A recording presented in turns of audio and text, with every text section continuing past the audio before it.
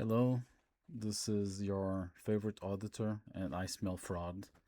And today we're going to go to a country, the seventh on the list, where fraud in itself in this country is not particularly bad, but it's more about the companies that are in the country operating somewhere else. So I'm talking about Austria. Um, Austria is, I think, one of the top 10 countries, or at least airports, that I have been in. And you can see here on the map of my travel that there's quite a few lines traveling in and out of Vienna. So basically, Vienna, it's the only airport that I've been in Austria. There's also Klagenfurt, Salzburg, Graz, and I've been to those places, but never by plane. And the first thing, so let's see here, top countries. So first I have Germany, then I have the Netherlands, then the US, then Portugal, then France. Italy comes in sixth, Mexico seventh, Turkey eighth, South Africa ninth. Actually, Austria comes at the 10th spot, prior to Spain, Argentina, etc. So quite a lot of times, 31 times since 2015 that I've been to Austria, in and out. So I will basically tell you a bit about the first few times. So the first time was back in 2008 or 9. And at the time I was having an internship in Germany, and we needed to go to negotiate a contract. At the time I was not doing audit, negotiating a contract in Graz. So I went with the project team. This was I would say, first business trip ever, still in an internship. And what I remember is that it was quite a long way still, I think around 5 hours. It was probably, yeah, I'm not really sure, but probably May or something. And it was very cold still. It was snowing at certain parts of the road, or at least there was snow on the side. And for someone coming at the time from the south of Europe, that was quite an experience.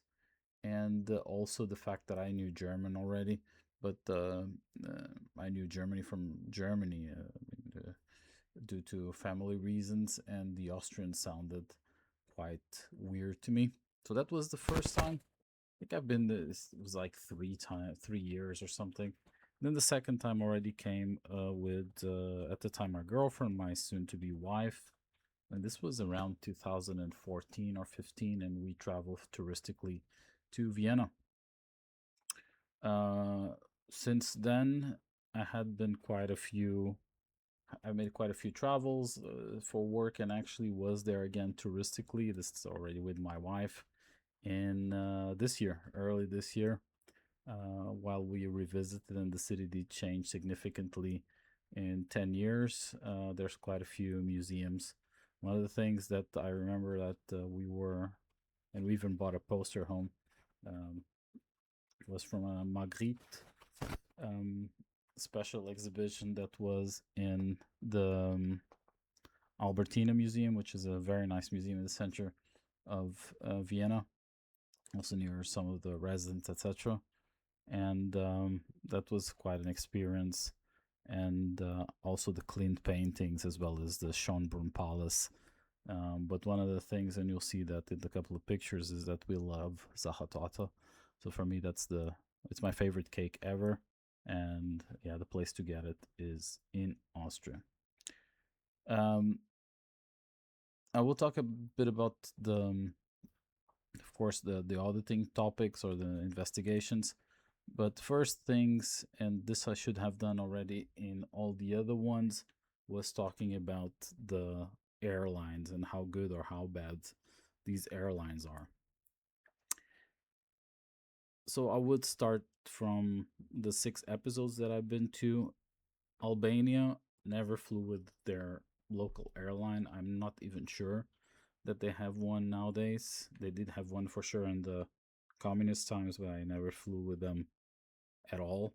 Andorra, as far as I know, I mean, I went there by car, but as far as I know, Andorra doesn't even have a proper airport.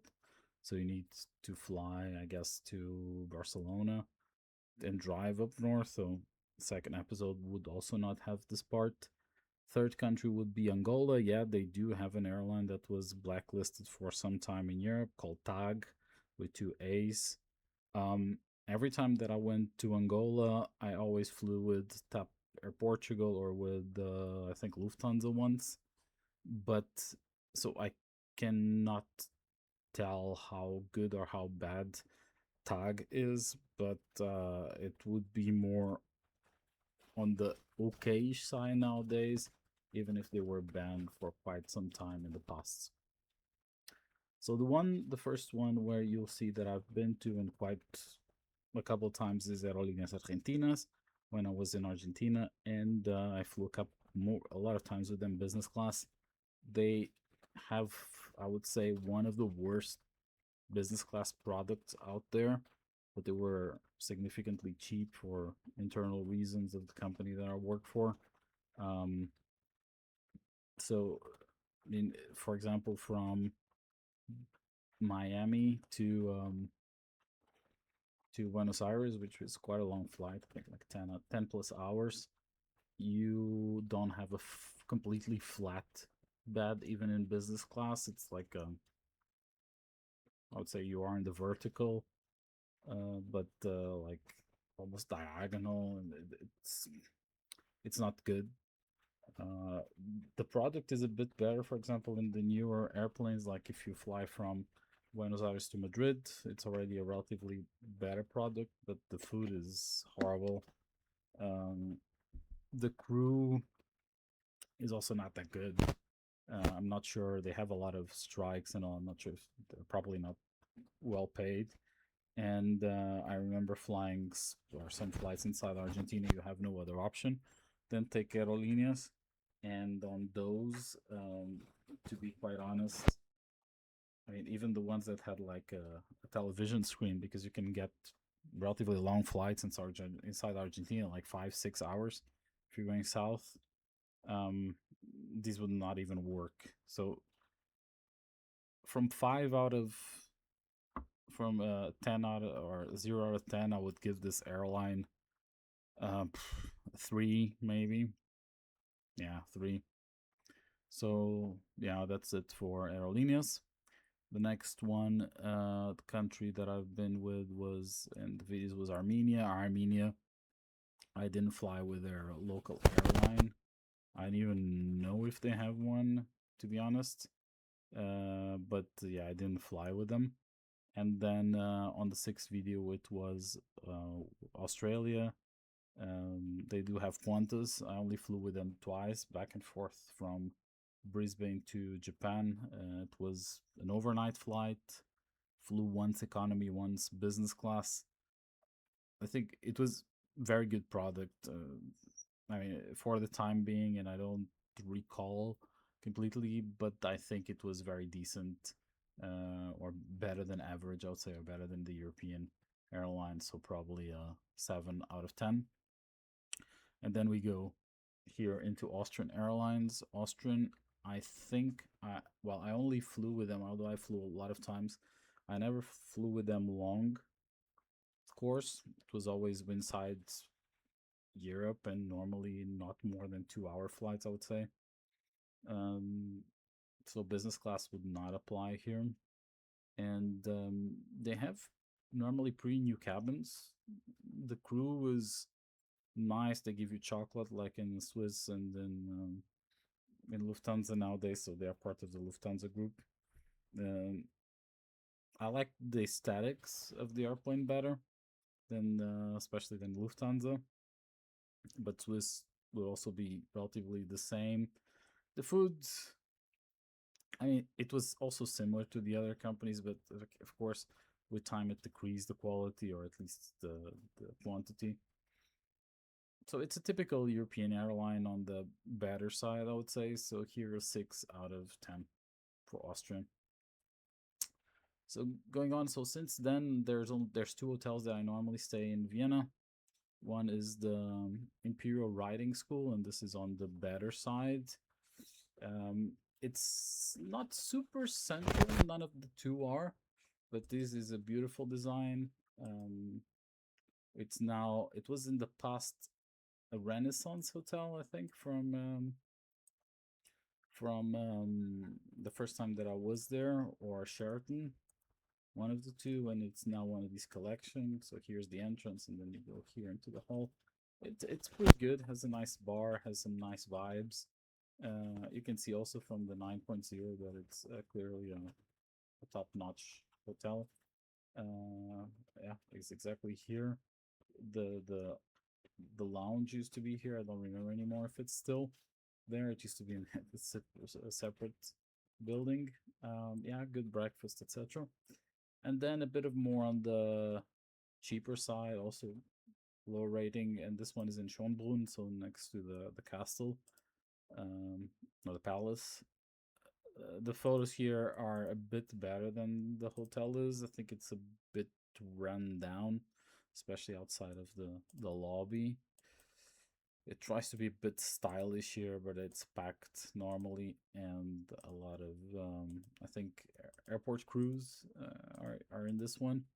So I would say it's a nice 4-star hotel, but it's yeah, if you want a bit more luxury, this is not the way to go. So in Vienna, the first one, the Schönbrunn, the Renaissance Schönbrunn is here. So very close to the palace. You can actually walk. It's around 10 minutes walk. And it's also here to the center, around the 40-minute, 45-minute walk to Stephansplatz. The other one is closer to, so the Imperial one is closer to the Belvedere, another palace, and it's also closer to the city center. I normally just walk around here, and I don't cross so much the Donau, the Nube. There's also some stuff to see here. There's the park, so the Prater, and then there's the UN here in this area. But the best part of Vienna is really the center that has all this stuff: Rathaus, the Parliament, CC Museum, mm,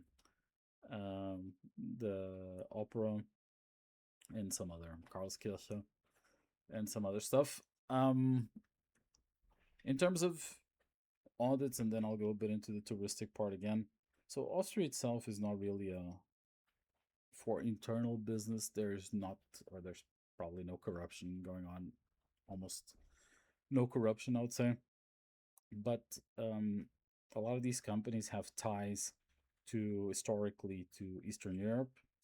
Um, Austria still is the gateway into the East. It was still during the curtain, so the communist regimes in the East. It was always a door, because Bratislava, so at the time Czechoslovakia, is around half-hour drive from Vienna. So here, and here was the East, so it was very close.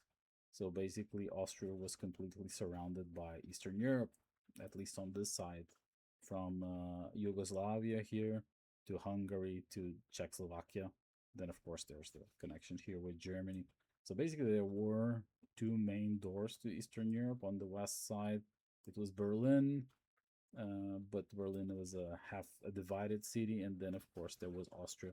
So there was always a bit of connection between East and West here, and also for cultural reasons with Austro-Hungary Empire that was significantly going into the Balkans and into Romania, etc. So there's a lot of ties still, and a lot of these companies have um, some connections with, with these countries, and some of these countries are, of course, not the most uh, uncorrupt countries in the world. So normally the investigations go around ties first with Hungary, with Serbia, and then from them on normally into Russia, Kazakhstan, Uzbekistan, Caucasus region, and that's where the problems start. Imagine if you want to do business Nowadays, with the embargo in Europe, the first door or one of the first doors, there's others, of course, would be through Austria. Um, and that's where the problem starts. So, Austria itself, the companies that only do business in Austria, they normally are extremely clean or similar to, let's say, Germany or other Central Europe countries. But then the, let's say, import export companies, they get complicated, especially if we're talking about anything from connections with the Balkans, especially in the Serbia, Kosovo, Albania region, or then Moldova, Ukraine, Belarus, and then all the way up to Kyrgyzstan. And yeah, there's quite a few of those cases that money was being laundered coming out of there, or things that were supposed to be delivered to other companies or sold to other companies in Austria, or even in close countries like in Budapest and Hungary or in Slovakia, were actually being then sent illegally into Russia or into other territories like that. And this was, of course, a concern. So that was a bit about in terms of audits. Last thing I wanted to tell you is about um, and about culture. So, like I said, and this are photos that I had to take from my wife's material because I have absolutely no photo of Austria besides work photos with documents. Uh, this is one time that we went. So the first time in 2015, I don't. I mean, my wife does have photos, but I don't have them with me. The first time that we were in Salzburg, we went here to try the Zacha torte in the Hotel Zacha, which was supposed to be the best one. It says Vienna there, but no, this was in Salzburg. It was not. I think Demo is by far the best of the two. And then I'll show you some photos of Austria that we took this last time. This is in Schönbrunn, opposite to the palace. This is another, there's my wife's hand. This is another known coffee place. So there's a lot of nice coffee places in Vienna, and that's an Apfelstrudel there. Here, just some guy still wearing very I'd say old fashioned, no, but typical gentleman clothes from Austria, but riding a bicycle. Here in the demo, there's my wife's hand again. You can clearly say who is the photographer and who enjoys these trips more, because sometimes I have to work while she does her things. This is Michels-Kirche, I think. This was we went to this exhibition. I mean, this was one of the installments. It was like inside a metro. Let's say we're trying to put inside a metro, very big thing. This from Clint, beautiful, not the most beautiful and not the most iconic, but one of his paintings. And this was one. It's one of these weird monuments that they have. This house was built in a weird way. It would fit perfectly in Barcelona, for example. But it's definitely, it was made in Austria, and it's because it's weird. It's just an attraction. A bit out of the pathway, but the touristic pathway normally, but it's still an attraction. So overall, that's it for Austria. If you want to go touristically, Vienna is an unforgettable city, I would say. Don't go in the peak of the winter. Other places to visit would be Salzburg and Melk, who is it's in the middle of, yeah, it's closer to Vienna, but it's between Salzburg and Vienna, which has an old monastery which is really worth seeing. Um, Graz, I've been there twice. I don't remember much of the city, but I'm not. I think it's not the nicest one. Of course, I don't ski, but if you are into skiing, there's of course good places in Austria, closer to the German or the Swiss border, and place like Innsbruck, where you would have fun doing so.